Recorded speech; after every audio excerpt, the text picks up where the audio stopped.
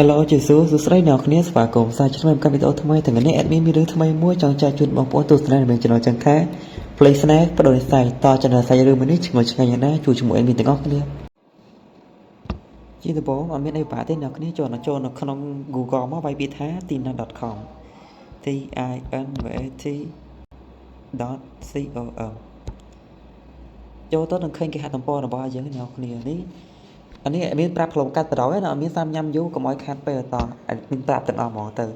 នេះគ្នាគាត់ណាវាយឈ្មោះរឿងហ្នឹងមកនេះ Play Snack បដូរនិស្ស័យ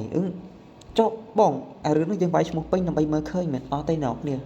ឡូវ admin គាត់ទៅវាយពាក្យថា play មួយទេចាំមើលវាចេញដែរអត់នេះ play វានេះអ្នកគ្នាតែមានចំណុចថា Play Snack បដូរនិស្ស័យហើយម្យ៉ាងវិញទៀតបើសិនជាអ្នកគ្នារកកន្លែងផ្សេងនៅឃើញទេអ្នកគ្នាចង់រកមើលក្នុងមីនុយមានអត់នេះអ្នកគ្នាឃើញត្រេ3នេះអត់ចុចលើត្រេ3នេះមួយមកចុចលើមីនុយថៃអ្នកគ្នាចុចបាច់មក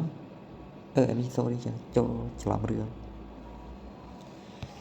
នេះគឺគាត់ scroll មកខាងក្រោមមករកមើលសាច់រឿងណាដែលយើងចង់មើលអ្នកគ្នា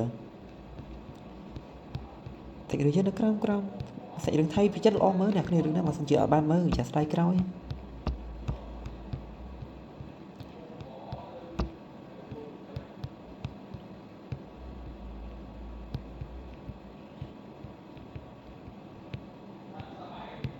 នេះអ្នកគ្នាគឺជាសាច់រឿងមួយដែលមានចំណុចថាភ្លើង Play Snack បដូរនិស្ស័យអរគុណសម្រាប់ការទស្សនាជួបគ្នាក្នុងវីដេអូក្រោយបាយបាយ